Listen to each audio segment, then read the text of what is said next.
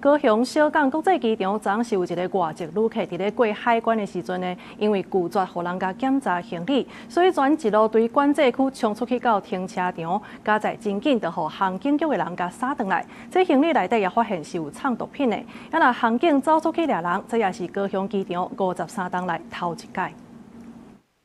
高雄国际机场的入境大厅，一个穿乌衫乌裤的人雄雄公公走对外面去，后面有2个人手拿笔拿挂约出去。边仔旅客看到这颗办事，拢随动点。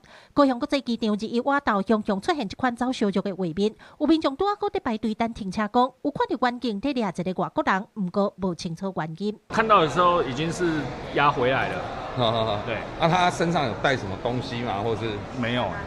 没有看到，他就空手，就是很刑警把他押进来。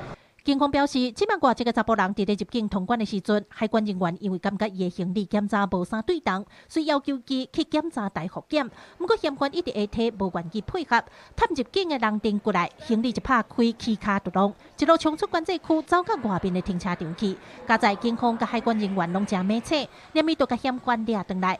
这嘛是高雄机场开办国际航线53年来，头一摆有嫌犯早到拒检冲出管制线。 迅速在约3分钟围捕制服犯嫌。该男子因涉嫌携带违禁品入境，已触犯刑事法相关罪责。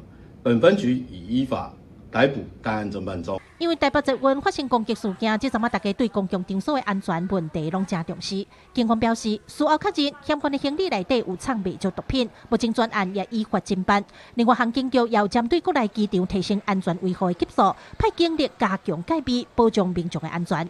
记者柯家族副朝阳高雄场报道。